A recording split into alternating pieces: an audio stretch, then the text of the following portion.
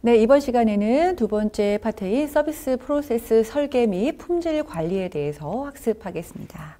여러분 목차 한번 좀 보시면은 여기는 서비스 프로세스가 일단 무엇인지에 대한 내용하고 서비스 프로세스를 잘 정리하기 위해서 알아야 되는 여러 가지 기법들, 그리고 이러한 서비스 프로세스를 잘 정리하는 이유 자체가 서비스 품질을 좀 향상시키기 위함이기 때문에 서비스 품질에 대한 이야기, 서비스 품질을 잘 측정하고 개선할 수 있는 방안을 모색할 수 있는 여러 가지 측정 모형, 이런 내용으로 두 번째 파트는 좀 구성이 되어져 있습니다. 네, 먼저 서비스 프로세스에 대한 내용입니다. 정의를 좀 보시면은 지금 보시는 것처럼 서비스 목적을 달성하기 위해서 수행해야 하는 순차적인 서비스 단계를 의미한다라고 되어져 있습니다. 말 그대로 서비스를 요청하고 받고 사용하고 느끼는 이 과정, 이런 모든 과정의 단계를 서비스 프로세스다라고 볼 수 있습니다. 근데 이런 서비스 프로세스는 단계가 구성이 되어져 있어야 합니다. 왜 그러냐 하면은 이 서비스라고 하는 거는 그냥 일방적으로 제공되는 것이 아니라 고객과의 상호작용이 매우 중요합니다. 그런데 이 상호작용이 원활하게 진행되기 위해서는 이 프로세스, 이 과정 단계가 잘 정리되어져 있어야 효율적으로, 그다음에 고객이 잘 이해하고 받아들일 수 있는 수준으로 서비스가 전달될 수 있다라고 볼 수가 있습니다. 그래서 이러한 잘 정리된 서비스 프로세스는 결과 품질뿐만이 아니라 과정 품질, 고객 경험 이런 거에 굉장히 많은 영향을 미칠 수가 있고, 그다음에 서비스 프로세스가 잘 정리되어져 있으면은 고객에게만 좋은 것이 아니라 직원들 역시도 업무 수행을 하거나 하는데 굉장히 효율적으로 할 수 있어서 생산성이 굉장히 향상된다고 볼 수가 있겠습니다. 예를 들어서 레스토랑의 서비스 프로세스를 정리를 할 때 입구의 어떤 상황, 입구에서 테이블을 어떻게 위치할 것인지, 그다음에 키친은 어디에 위치할 것인지, 그 다음에 키친과 이 홀까지의 거리는 어떻고, 동선이 어떻고, 이런 것들을 잘 구성하는 것도 서비스 프로세스에 들어가는 건데, 그런 것이 잘 정리가 되어져 있으면 직원들의 서비스 동선이 굉장히 효율적으로 이루어지기 때문에 훨씬 더 생산성에 더 긍정적 영향을 미칠 수 있다라고 볼 수 있습니다. 그래서 이 서비스 프로세스 중요성 여러분들 잘 알고 계시면 좋겠습니다. 다음은 서비스 프로세스 매트릭스인데요. 서비스 프로세스를 구성하는 데 있어서 어떤 걸 좀 중점적으로 생각해야 되는지에 대한 내용입니다. 보시는 것처럼 서비스 프로세스를 잘 정리하기 위해서는 기능적 사고에서 프로세스적 사고로 전환이 되어져야 합니다. 기능적 사고라고 하는 거는 내가 일할 때 무엇이 필요한지 요거에 대해서 생각하는 것이라고 보면, 프로세스적 사고라고 하는 거는 고객이 서비스를 이용하는 데 있어서 어떤 것들을 좀 더 중요하게 생각하고 원하고 어떤 경험을 할 수 있을까, 그런 부분들을 생각하는 것이 프로세스적 사고입니다. 그래서 서비스 이 프로세스를 설계할 때는 기능적 사고에서 반드시 프로세스적 사고로 좀 변환되어야 한다라는 것들 기억해 주셨으면 좋겠습니다. 다음은 이러한 어떤 기준들을 가지고 구분된 서비스 프로세스입니다. 첫 번째 나오는 것이 슈메너의 서비스 프로세스 매트릭스입니다. 슈메너는 고객과의 상호작용의 정도, 그다음에 노동 집약도의 정도에 따라서 서비스 프로세스를 이렇게 4가지로 구분해 놓았습니다. 보시는 것처럼 서비스 공장, 대량 서비스, 서비스숍, 전문 서비스, 이 용어들도 일단은 잘 정리해 두셔야 되고요. 각 용어에 따른, 각 구분에 따른 서비스 특성을 좀 잘 정리해 놓으시는 것이 좋겠습니다. 네, 첫 번째 서비스 공장이라고 하는 거는 고객과의 상호작용 정도도 낮고 노동 집약도도 낮은 요거를 의미하고 있습니다. 단순하게 이동의 목적만 가지고 있는 항공사, 트럭 운송 이쪽이라고 보시면 될 것 같고요. 대량 서비스라고 하는 거는 고객과의 상호작용 정도는 낮지만 그 다음에 노동 집약도의 정도는 높은 부분을 이 대량 서비스라고 볼 수가 있겠고, 서비스 숍은 이 상호작용은 높지만 노동 집약도는 낮은 곳, 그 다음에 전문 서비스는 상호작용과 고객화의 정도가 높고 노동 집약도도 높은 부분이라고 볼 수 있겠습니다. 이 부분은 앞서서 서비스 유형 분류에서도 좀 비슷한 내용이 나와졌기 때문에 그거를 같이 좀 보시면 되는데요. 이러한 이 서비스 분류를 이해하셔야 되는 것이 각각의 서비스의 특성에 따라서 서비스 프로세스를 정리하는 것이 달라질 수 있기 때문에 유형 분류를 통한 서비스 프로세스가 정리되어져야 한다라는 것들 좀 이해해 주셨으면 좋겠습니다. 예, 다음은 표준화와 고객화 전략입니다. 이거는 서비스 프로세스를 구성하는 데 있어서 이 서비스 표준화와 서비스 고객화를 어떻게 활용해야 되느냐에 대한 내용인 건데요. 보시는 것처럼 서비스 표준화라고 하는 것은 서비스 전달 과정이 표준화되어야 한다라는 내용입니다.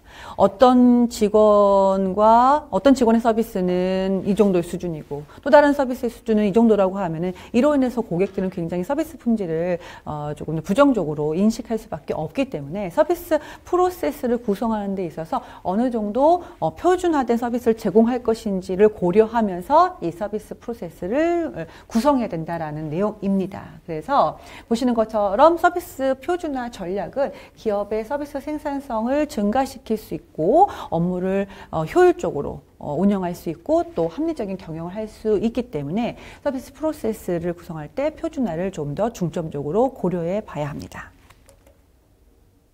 다음은 고객화입니다. 앞서 말씀드린 것처럼 서비스 산업의 가장 큰 특징은 고객의 요구가 다양해졌고 그거를 조금 더 잘 제공해 드리기 위함으로 인해서 발전이 되었다라고 말씀을 드렸죠. 그렇기 때문에 서비스 프로세스 역시 이 고객의 다양한 요구를 효과적으로 대응할 수 있는 방향으로 프로세스가 구성이 되어져야만 합니다. 그것이 고객화라는 단어이고요. 이런 고객화를 달성하기 위해서는 이 서비스 프로세스에 직원들한테 좀 더 많은 권한이 좀 주어지게 된다면 그때그때 고객이 원하는 시점에 원하는 것들을 좀 더 빠르고 또 정확하게 제공받을 수 있기 때문에 그런 부분들을 고려해서 서비스 프로세스를 조금 더 잘 정리해야 된다라고 볼 수 있습니다. 네, 다음은 서비스 디자인입니다. 이거는 서비스 프로세스를 구성을 할 때 이 과정을 조금 더 효과적으로 볼 수 있도록 정리해 놓은 표식이다라고 좀 이해하시면 될 것 같아요. 그래서 좋은 서비스를 전달하기 위해서 그 전달 과정을 효율적으로 이렇게 디자인한 거, 이게 서비스 디자인입니다. 서비스 디자인을 할 때는 중점적으로 생각하셔야 되는 것이 보시는 것처럼 가치, 관계, 지속성을 좀 중점적으로 보시고 디자인을 좀 해주셔야 되는데 이 서비스 디자인을 하는 데 있어서 이 프로세스는 5개의 단계로 이루어져 있습니다. 첫 번째는 정보 수집을 하고 두 번째 수집된 정보를 바탕으로 아이디어를 창출한 다음에 이런 아이디어를 다양한 어떤 구성원들과 공유를 하고 그 공유된 내용들을 바탕으로 이 서비스와 제품이 이제 실제로 고객한테 제공되기 전에 한번 시연, 보통 이거를 프로토타입이라고 얘기를 하는데 제한된 제품이나 서비스를 이제 시험 운영한다라고 보시면 되는데 그 단계를 거쳐서 추가적으로 개선해야 되는 부분들을 정리한 후에 완성하는 이 단계가 서비스 디자인 프로세스다라고 보면 좋겠습니다. 서비스를 디자인하는 데 여러 가지 도구들이 있는데 여러분 교재에 보시는 것처럼 뭐 이해 관계자 지도, 뭐 고객 여정 지도, 뭐 맥락 인터뷰, 뭐 그 다음 페이지 보시면은 디자인 시나리오, 그다음에 뭐 서비스 청사진, 서비스 역할극, 굉장히 다양한 서비스 디자인 도구들이 나오고 있는데요. 이 중에서 가장 중요한 것이 서비스 청사진입니다. 이 서비스 청사진은 서비스를 생산하고 제공하는 데 필요한 모든 활동과 절차의 구상을 계획한 거다라고 좀 보시면 좋겠습니다. 그래서 그 과정을 시각화한 것이고 이 해당 서비스의 모든 단계와 대안들을 제시하고 있는 디자인 도구다라고 보면 좋겠습니다. 이러한 서비스 청사진은 다양한 요소들로 구성이 되어져 있습니다. 이제 여러분 교재 보시면 서비스 청사진과 관련된 도식이 하나 나와져 있습니다. 보면 물적 증거, 뭐 고객 행동, 뭐 접점 직원 행동, 가시선, 후방 직원 행동, 지원 프로세스 뭐 이런 용어들이 나와져 있는데요. 이제 조금 설명을 드리면 여러분들이 어떤 레스토랑 가셨어요. 가면은 서비스 직원과 서로 인사를 하고 서비스 직원이 여러분을 자리에 안내하고 메뉴를 받은 후에 그 메뉴표를 가지고 이제 주방으로 가서 전달하면 주방에 있는 직원들이 요리를 한 후에 다시 있는 홀에 있는 직원한테 전달하면 홀에 있는 직원이 고객한테 갖다 주고 이런 어떤 과정들이 있을 겁니다. 이때 처음에 입장에서 서비스 직원과 서로 인사하고 자리에 착석하고 주문하고 이런 어떤 과정들은 여러분 그 교재 보시면은 고객의 행동, 상호작용선, 접점 직원 행동 여기까지 해당되는 내용이고 여기에서 이제 이 직원이 주방에 있는 직원들한테 전달하는 고선을 가시선이라고 볼 수 있겠고요. 고객한테 보이진 않는 이 주방에서 이루어지는 직원들의 행동을 후방 직원 행동이라고 볼 수 있습니다. 그리고 그 더 안쪽으로 가면은 아마 뭐 이런 음식들을 보관하는 창고라든가 이런 어떤 식당의 여러 가지 어떤 시스템을 조절하는 관리실 이런 것들이 존재를 하겠죠. 이런 쪽은 보통 지원 프로세스라고 볼 수가 있습니다. 그러면은 보통 이 홀과 주방까지는 이제 고객이 보통 인지할 수 있는 곳인데 그 안쪽에 있는 이 지원 프로세스는 고객들이 보통 알 수 없는 부분이거든요. 이 부분을 구분하는 것을 내부 상호 작용선이라고 보통 표현하고 있습니다. 이러한 서비스 청사진의 구성 요소들도 역시 시험 문제에 잘 출제가 되고 있으니까 물적 증거부터 이렇게 고객 행동, 가시선 이러한 용어들을 잘 정리해 놓으시면 좋겠습니다. 이런 서비스 청사진의 작성 순서 1단계부터 7단계까지 한번 쭉 살펴보시면 좋겠고요.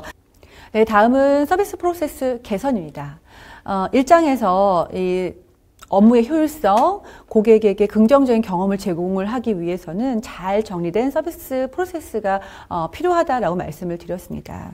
하지만 어느 시점이 되면은 이 서비스 프로세스를 재설계해야 하는 상황이 발생을 하게 됩니다. 보시는 것처럼 기존에 만들어놨던 서비스 프로세스가 여러 가지 어떤 뭐 사회 환경적인 변화라든가 고객의 요구 변화로 인해서 적합성이 떨어진 경우들이 발생을 하게 됩니다. 그래서 변화된 고객의 기대와 요구를 더 반영해야 되는 상황들 또는 기존의 서비스에 조금 새로운 서비스가 추가되고 새로운 서비스가 개발되고 그런 경우가 발생을 하게 되면 서비스 프로세스가 재설계되어야만 합니다.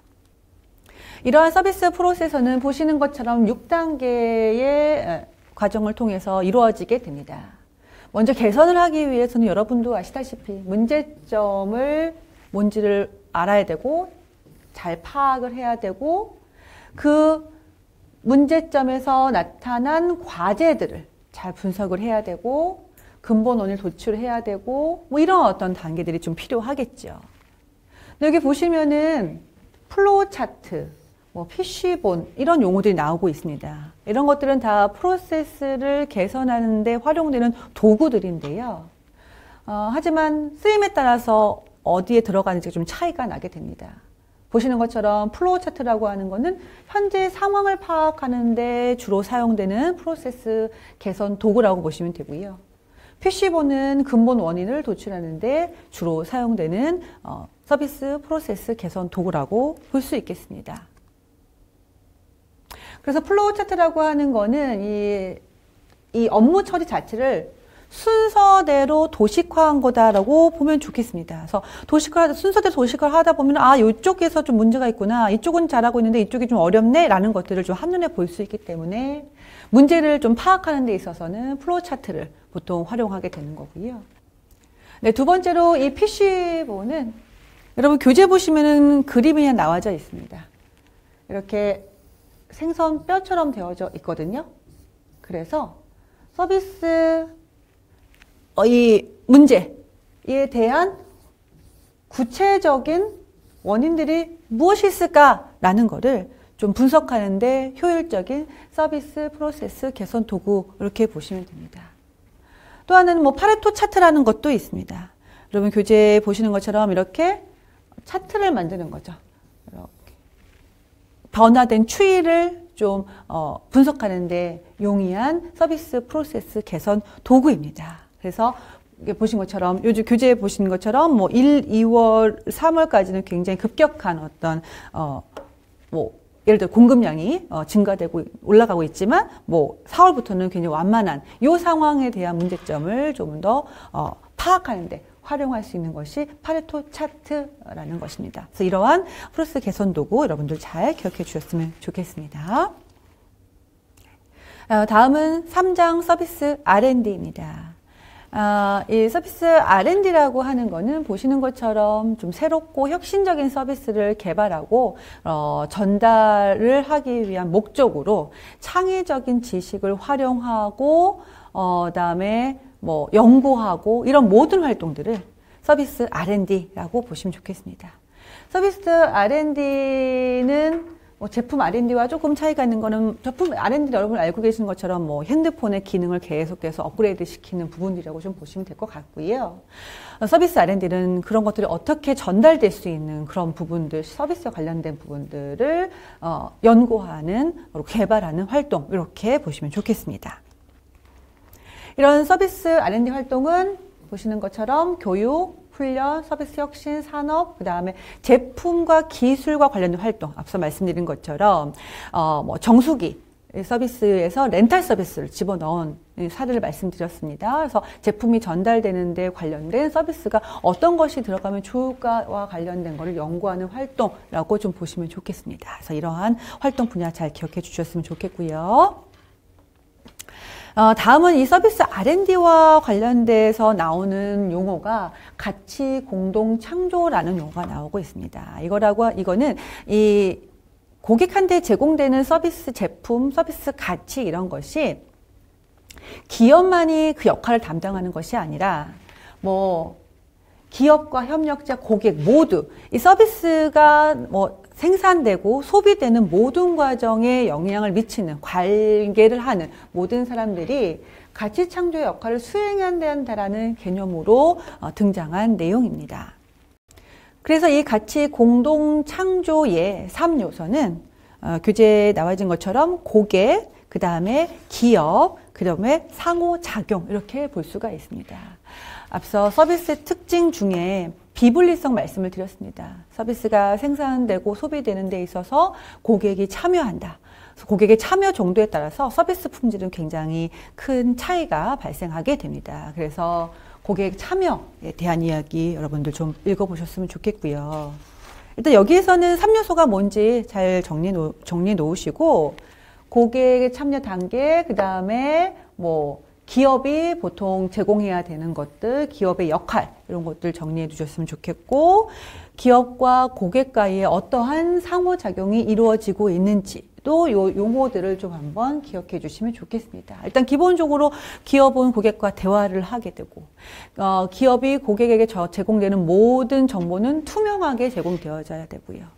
그 다음에 좀 더 고객이 쉽게 접근할 수 있도록 상황을 정리해 줘야 되고 여러 가지 위험 요소나 혜택에 대해서도 공정하게 잘 관리해야 되는 이런 것들이 기업과 고객과의 일어날 수 있는 상호작용의 요소들이다라고 볼 수 있겠습니다. 이런 가치 공동 창조의 성과는 기업과 고객 측으로 구분해서 잘 나눠 주셔야 되는데요.